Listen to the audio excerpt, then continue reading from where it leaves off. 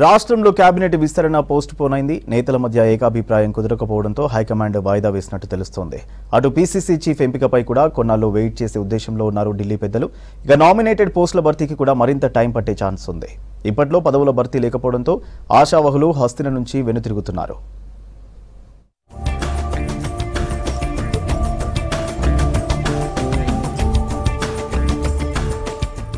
ఆశావాహులకు మళ్లీ నిరాశే ఎదురైంది. కేబినెట్ విస్తరణ, పీసీసీ చీఫ్ నియామకాన్ని కాంగ్రెస్ హైకమాండ్ ప్రస్తుతానికి పక్కన పెట్టడంతో నేతలు డిసప్పాయింట్ అయ్యారు.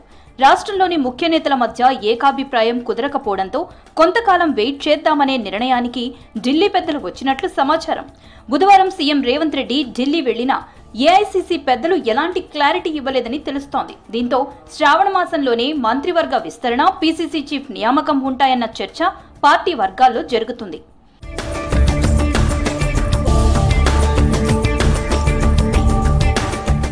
మంత్రివర్గ విస్తరణపై, అటు పీసీసీ చీఫ్ నియామకంపై బుధవారం సాయంత్రం వరకు పార్టీ వర్గాల్లో తీవ్ర ఉత్కంఠ నెలకొంది. అందుకు తగ్గట్టే సీఎం రేవంత్ రెడ్డి ఢిల్లీకి వెళ్లడం, పార్టీ అగ్రనేతలు రాహుల్ గాంధీ, మల్లికార్జున ఖర్గే, కేసీ వేణుగోపాల్, దీపాదాస్ మున్షితో భేటీ కావడంతో ఆశావాహులంతా హస్తిన పరిణామాలపై ఫోకస్ చేశారు. కానీ కేకే చేరిక వరకే ఆ భేటీ పరిమితం కావడంతో ఇక ఆషాఢం లోపు తమకు అదృష్టం లేదని, శ్రావణం దాకా వేచి చూడాల్సిందేనన్న నిర్ణయానికి వచ్చిన ఆశావాహులు ఢిల్లీ నుంచి తిరుగుబాట పట్టారు. అయితే ఆషాఢంలోపే కేబినెట్ విస్తరణ, పీసీసీ చీఫ్ నియామకం ఉంటాయని వారం రోజులుగా పార్టీ వర్గాల్లో ప్రచారం సాగింది. కొందరు మంత్రులైతే మీడియా చిట్ చాట్లో ఏ జిల్లా నుంచి ఎవరు మంత్రి కాబోతున్నారో చెప్పుకొచ్చారు. దీంతో ఇక ఈ నెల 4 లోపుగా విస్తరణ ఉంటుందని అంతా భావించారు. మంత్రి పదవిని ఆశించిన పార్టీ సీనియర్ ఎమ్మెల్యేలు, పీసీసీ చీఫ్ పదవిపై ఆశలు పెట్టుకున్న పలువురు నేతలైతే కొన్ని రోజులుగా ఢిల్లీలోనే మకాం వేశారు. టైం దొరికినప్పుడల్లా ఏఐసీసీ నేతలను కలిశారు. సీఎం, డిప్యూటీ సీఎంలిద్దరూ విడతల వారీగా ఢిల్లీ వెళ్లి హైకమాండ్ ప్రతినిధులతో చర్చించారు. సీనియర్ మంత్రులు కోమటిరెడ్డి, ఉత్తమ్ కుమార్ కూడా ఈ భేటీలో పాల్గొన్నారు.